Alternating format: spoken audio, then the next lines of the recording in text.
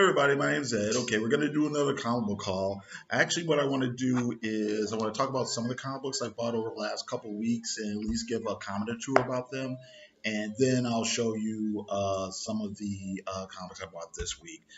Okay, so we're gonna jump into it. Cheers.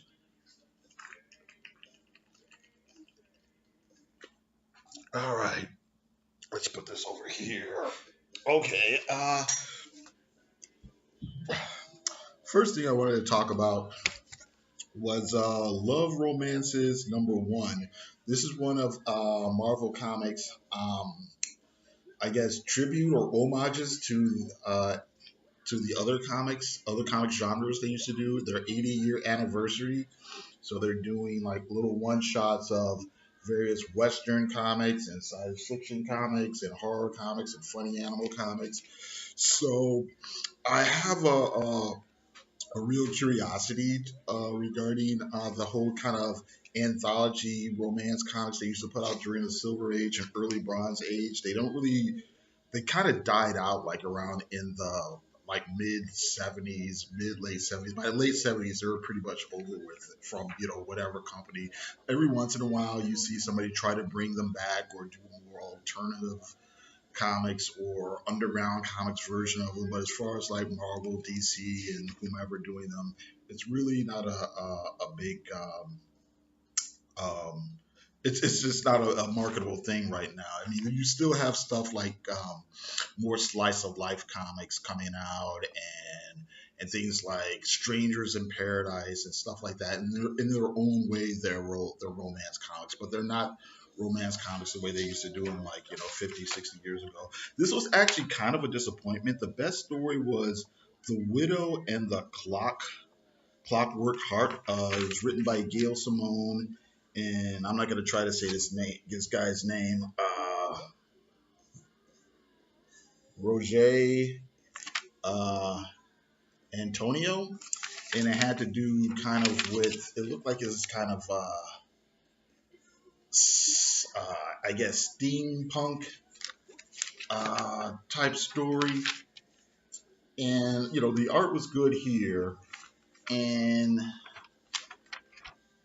but the romantic part kind of was like it's all right, and I did like the art in the next story here, but the problem with the stories here is in the kind of romance genre, they're all very much variations on, boy meets girl, boy loses girl, or rather, girl meets boy, girl loses boy, or, and that's the sad story, the tragedy, or girl meets boy, girl loses boy, girl wins boy back, and that's the fun part.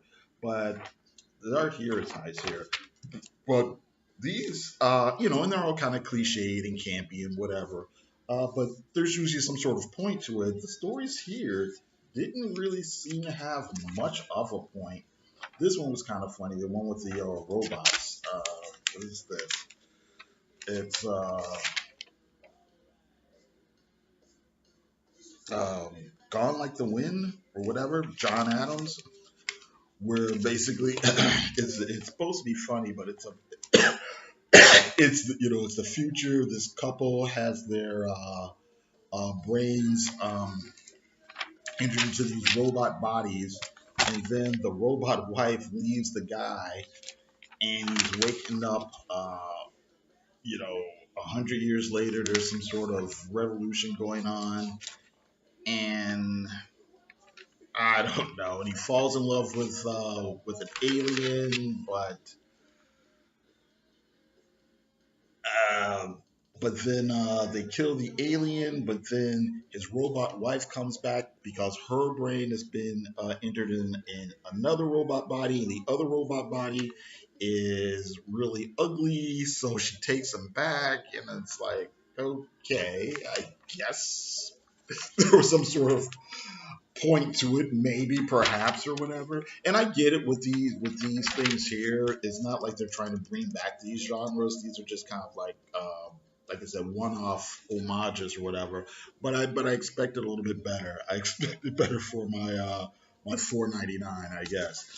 High level. This is by Rob Sheridan and Barnaby Baginda and Romalo Fajaru Jr. I like the art. It's set in a future world where I don't know, some stuff's happened, and there's this woman here. She's sort of this scavenger, con woman, mercenary type person, and she lives in this junkyard world. And people talk about, the better life up there somewhere. The better life is when you ascend. And she's not sure if that's a real thing or not, and it's probably a scam or whatever. And I don't know. There's some clunky dialogue and things like that. It's not bad, but like I said, the dialogue could have been a bit better. And I guess what bothers me is I wish the future world had a little bit more character to it, for lack of a better word. So she gets oh, I should say, the hook is she gets this assignment to what do I want to say? Move some cargo, and mild spoiler, the cargo turns out to be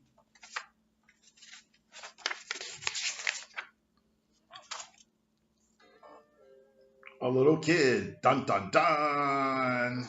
I mean, it's just that we've seen some variation of this before, done a little bit better. You've seen it in some movies, some comics, some TV show, or whatever. I'll give it another issue or so and decide if I want to keep going with it. But like I said, kind of a disappointment. Not terrible, but kind of a disappointment. Another comic, kind of a disappointment. Captain Marvel, Braver and Mightier. This is written by, let me see here, Jody Hauser, art by Simone, oh Jesus, Bowen Fantino, and the art is Eric Arciniega, I guess.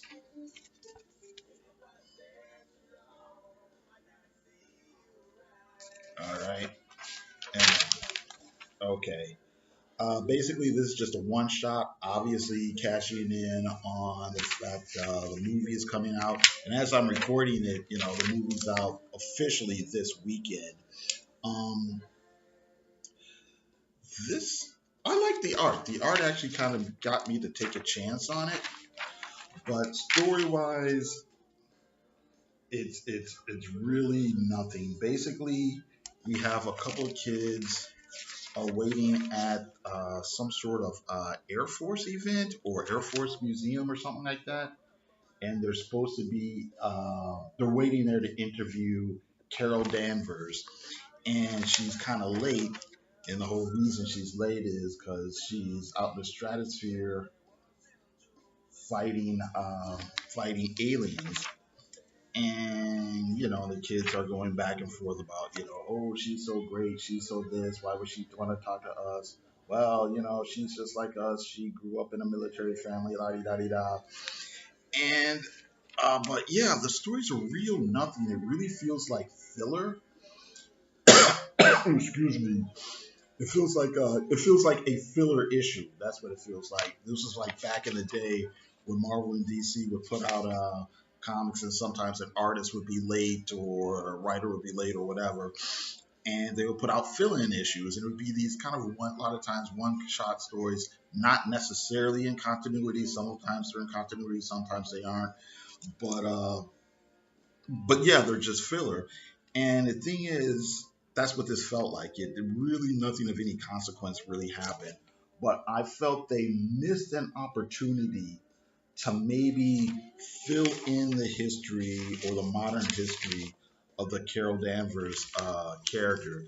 Actually, I mean, if you know anything about the character from the late 70s through the 80s through the 90s through now, the character's backstory and history is super convoluted. But I think there's a way you can kind of streamline it without ignoring continuity and put in who she is and where she came from and why the character is interesting and things like that. And I think they missed that opportunity to do that. So, all right. Ah, Naomi number two, Brian Michael Bendis, and oh wait, I think it's Brian Michael Bendis, David Walker, and Jamal Campbell. A real interesting story so far, or an interesting enough story so far. Basically, there's this girl who lives in a small town. Nothing ever happens. One day, Superman comes to town during one of his fights, and he's only there for like a minute.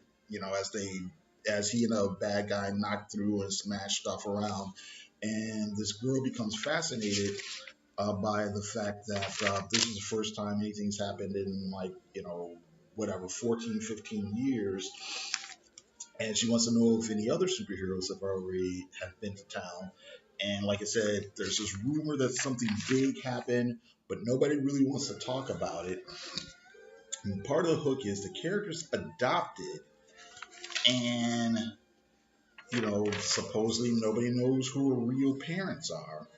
And she's trying to kind of look into the mystery of this town, the mystery of who she is and where she comes from. There's this scary dude who works as a mechanic, and the mechanic kind of seems to know her and kind of seems to not know her or want to pretend that he doesn't know her, but he obviously knows the answers to some of her questions, even though he doesn't want to say them all. And then we find out that this guy was in Iron Heights or whatever it's called, one of the prisons in the DC universe. So, we're left with the mystery of,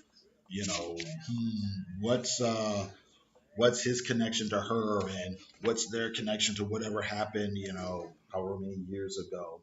So far it's a pretty interesting comic where it's totally a Bendis slow burn comic, and I'm sure this is something that's going to like reveal itself not like in just the first arc, but it's something that's going to keep going over multiple arcs. And okay, it's all right. I think it's one of so far. It's one of Bendis's better things that I've read so far.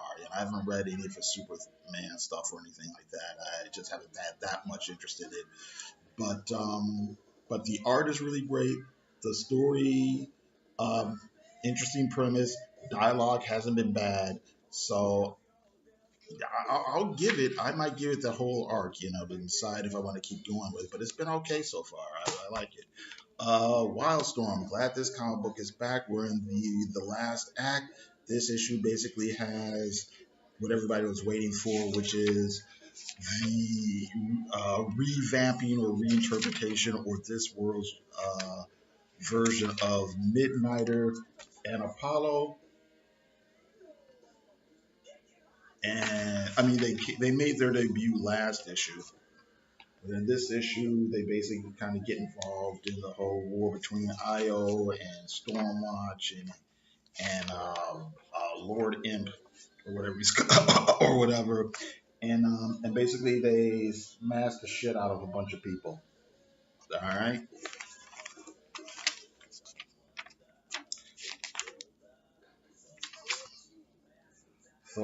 So yeah, don't have a whole lot to say about that, other than it's crazy and it's fun, and yeah, I'm down for the big climax. Oh, I think this is funny too. You see this alien spaceship picking up this truck. I don't know if you can read it on my camera. It says it's Dr. Midnight, whatever. It's Dr. Midnight Products. I don't know if they're supposed to be soda or whatever, but Dr. Midnight, which of course is a ODC character. All right. Geez, this is going on long. Okay. Black Hammer, really awesome. I'm glad this comic book is back. We're getting back to the main story. I haven't been reading any of the spin-offs or the miniseries or side issues or anything like that. But the main story is, I think, one of the better stories out there right now. This issue, I think, last issue of the main story, we kind of had twists and turns, and we found out that um, I forgot the character's name now, but the dude who is Doc, who's the kind of the Adam Strange character, him and the sorceress woman are actually behind the whole thing with the heroes being trapped in their small town, and now they're getting untrapped and are going back to the regular Earth. And there's this big flash or whatever. We're not too sure what happens, and now it looks like we're back on Earth, and it looks like for the characters that we see, it looks like they're back to living really mundane lives. Um, and they don't seem to have knowledge of themselves as being heroes, including being superheroes or anything like that, or anything that's happened. So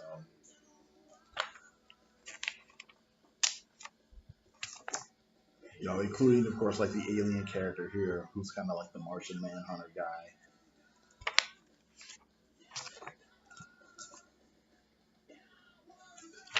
So, but obviously we're into the third act, and yeah, I just can't wait for the next issue. Uh, let's skip that. Criminal number two, awesome, awesome comic. This cracked me up here too. The plot here has to do with this kind of over the hill uh, comic book artist. He's kind of making his rounds at these conventions and public appearances and things like that. And this younger guy is kind of like his handler, or he's been hired to like kind of drive him around and keep an eye on and stuff like that. And he's kind of a jerk, and he meaning the older cartoonist is kind of a jerk and whatnot. And he's got some shady dealings and all this sort of thing. And it's implied, or it's not implied, it's stated right out that he kind of wants the younger guy to like do some criminal activities for him. What's funny about this is the main cartoonist seems to be very loosely based on Gil Kane. There's some of the stuff that's in there is rumors and things that we've all heard and read about Gil Kane from stealing art and doing this and doing that, and with a little bit of Alex Toth mixed in there as well. And it was just kind of interesting reading this after reading Look Kids, what's it called? Hey Kids, Look Comics by Howard Chaykin, because that was a comic series that was about comic books in the Silver Age, Golden Age. So, well, mostly I'll say Silver Age, mostly 60s, 70s, and 80s, and then it jumps to the present time. And one of the main characters there was also based on Gil Kane. So, all right. Black Widow number two.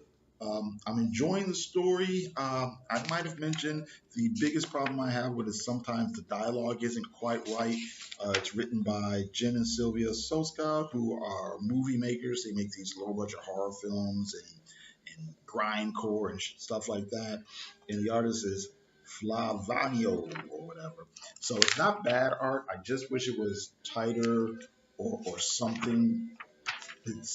Or something, you know what I mean? I kind of wish a different artist had drawn it, even though I don't mind it.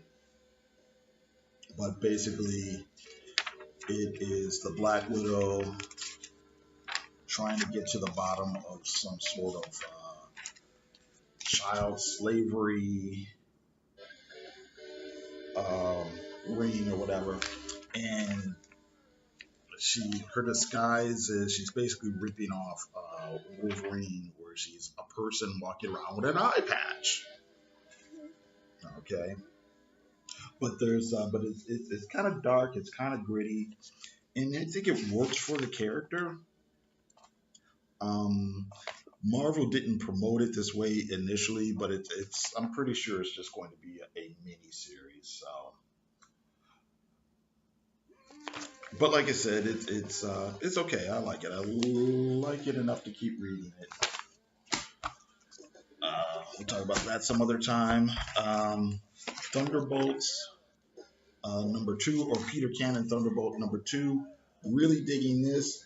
It's pretty much so far a goof on the Watchmen. For people who I think most people probably know that Thunderbolt was one of the characters that DC Comics had bought from Charlton, and the Watchmen characters are loosely based on those characters. And here we're having Thunderbolt face off against, or so far he hasn't faced off yet, but there's another version of himself from a different dimension who has faked an alien invasion to get all the heroes to unite and to create peace on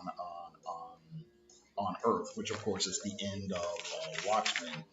And here, Peter Bolt, Thunderbolt has kind of figured it out, and he's figured we've got to get to the other dimension to, to deal with what's going on. Um, Here you kind of see how they transverse the universes by laying on the ground, and he has his assistant draw this pattern. But when they lay down the pattern, of course, it looks like a comic book panel, or comic book panels, or comic book page. It's a crossover, right? And then, and of course, they're doing the whole David Gibbons nine panel grid, and they see the different universes that have all been wiped out by nuclear war, and to they finally get to Osmondius's hideout. Well, it's not Osmondius, but you know what I mean. And here's another scene that's directly from Watchmen. Here's Dr. Manhattan destroying Rorschach. And this character actually even quotes Rorschach, this kind of crazy dude. Even quotes him at one point. He says, "What did the cool one in that shit? No, how did the cool one in that shit movie put it? Even in the face of Armageddon, I will not compromise my absurdity." Rorschach didn't say I will not compromise my absurdity, but it's like no compromise. It's obviously a dig at the whole thing or whatever. So anyway, yeah. So far, I'm enjoying the comic book. I think it's well drawn. It's fun. It's interesting. It's one of those things that if you don't know not only the story, but the realistic backstory of the story, you might not be into it as much. But as somebody who does know that stuff, I find it quite interesting. So there. Another interesting thing I might talk about a little bit more in depth, thinking about meta text and postmodernism and all that nonsense. Fight Club 3. Um, the story hasn't seemed super substantive at this point, but I kind of want to give it a try. Obviously, it's written by Chuck Palahniuk. I don't know how to say his name. The guy who wrote the Fight Club novel that the movie was based on. The artist Cameron Stewart or Stuart Cameron Stewart. And I think the difference is I kind of want to give it I want to give it a try because while the first Fight Club was very clearly about you know young men facing an uncertain society. This is obviously about, or maybe not so obviously about, but it's obviously about, to me, a lot of middle-aged angst. And I'm just interested in what Chuck is actually really trying to say about that. Being a middle-aged man myself, you know, listening to my middle-aged rock and roll records. I don't know if you can hear this music in the background. Hopefully it's not too loud because I don't want to get another strike against me from YouTube. But anyway, but yeah. So maybe I'll give it another issue, or then maybe I'll talk about what I think of the story so far. I'm not too sure how long it's supposed to go. Obviously, it's not a continuing thing, so I'm guessing I'll probably go 6 or 7 issues or something like that. All right. Okay. So, I'll show you the stuff that I bought this week. All right. Oh no, this video is going on a long time. All right. So, uh, okay. So this week I got Dreaming #7, Young Justice #3, Ziggy and Silly Seal #1. Again, it's another one of Marvel's 80th anniversary tribute issues. See, now here we go. The history of Marvel humor, right? And I'm looking at the back. Okay, so here's Ziggy, not Brand X, of course. But then we're going to X-Men meets Epinocchio, and then the Avengers meet David Letterman. I'm like, where's Deadpool? Okay, I'll give him Deadpool, but where's Crazy Magazine? You know what I mean? That's what they should have had instead of showing, this thing here. And they did other stuff too. Spoof was one, and they did other humor magazines. So I'm disappointed in these covers. Haha. Oh yeah. Where's Howard the Duck at? Where's Howard the Duck? Howard the Duck was not a drama. It was satire. Howard the Duck should be here instead of the Avengers, but all right. Oh, haha. Okay, anyway, moving on. Hot Shots #1. So I saw a preview and I thought, maybe I'll give it a try. Conan #4.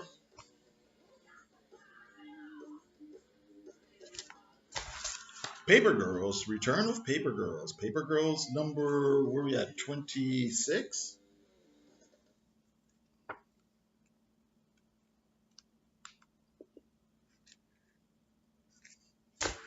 Cemetery Beach #7. Oh, and I was talking before about how I hadn't been buying the other Black Hammer tie-ins and spin-offs, but I did get this one, Black Hammer 45. And it looks like it's, again, well, again, going back to being kind of metatextual and all that sort of thing, it looks like it's kind of a tribute to like the Blackhawks and stuff like that. But it also looks like it's featuring mostly African Americans. But the art style, it looks like it's intentionally drawn to look like maybe a kid drew it or something. So let's see what we're doing with that. Okay, all right, so that's it. Thank you very much for listening. I want to thank the people who've been subscribing to me lately, and I consider that a blessing that people still still like listening to me yammer on about comics and things like that. So thank you very much. I hope you enjoy these videos. Again, thank everybody, and everybody have a great day.